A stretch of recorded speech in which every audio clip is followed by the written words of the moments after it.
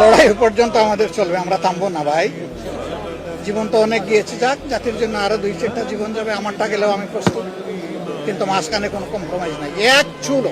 দেখেন, এই হাসপাতালে বেড সংখ্যা হলো, ডেডিকেটেড বেড সংখ্যা 1000, কিন্তু আমাকে হাসপাতালের সম্মানিত পরিচালক তিনি অবহিত করলেন যে আজকেও এখানে 3700 রুগী ভর্তি অবস্থায় সেবা নিচ্ছে। এবং আই ডু বিলিভ, বিকজ আমি যখন ইমার্জেন্সি দিয়ে ঢুকবো, পাশেই দেখলাম যে মাটিতে শুয়ে আছে অনেকে।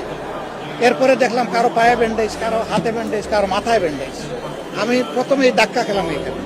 এরপরে যখন হসপিটালের ভিতরে ঢুকলাম, তিল ধারণের ঠাঁই নাই। হসপিটালের বারান্দাগুলা রুগী এবং তার রুগী, তারপরে ডাক্তার, চিকিৎসক, এখানে আরো যারা আছেন তাদের হাঁটার চলার জন্য, কিন্তু কোনো একটা বারান্দা ওখানে ফ্রি নাই।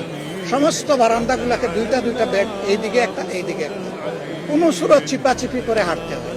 এটা প্রমাণ করে যে আমরা আমাদের স্বাস্থ্য সেবায় জনগণের উপরে আমরা সুবিচার করছি না। অথচ একটা সুস্থ সবল জাতি গঠনের জন্য জনস্বাস্থ্যর সুস্থতার কোনো বিকল্প নেই। আর এটা কোনো সরকারের দয়ার দান নয়, এটা নাগরিকদের প্রতি সরকারের কর্তব্য আর নাগরিকদের অধিকার। আমরা সংসদে কথা বলবো, স্বচক্ষে দেখে গেলাম। পার্টিকুলারলি আমি ময়মনসিংহ মেডিকেল কলেজ হসপিটালের জন্য কথা বলবো।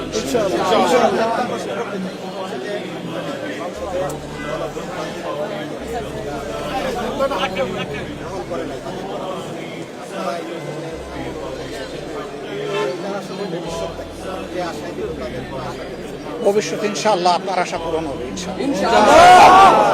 লড়াই পর্যন্ত আমাদের চলবে, আমরা থামবো না ভাই। জীবন তো অনেক গিয়েছে, যাক, জাতির জন্য আরো 2-4টা জীবন যাবে, আমারটা গেলেও আমি প্রস্তুত, কিন্তু মাঝখানে কোনো কম্প্রোমাইজ নাই এক চুলো। জনগণের অধিকার কেউ নিয়ে টান দিবে, সে যেই হোক, আমরা এক চুল পরিমাণ ইনশাল্লাহ ছাড় দেবো। এটা না, আরো যতগুলা কালকে কি জন্য ওয়াকআউট করেছে আপনারা দেখেছেন, এগুলা কি আমাদের দলীয় কোনো সাবজেক্ট? এটা জনগণের জীবনের সাথে, তার জীবনের সিকিউরিটির সাথে সম্পর্ক।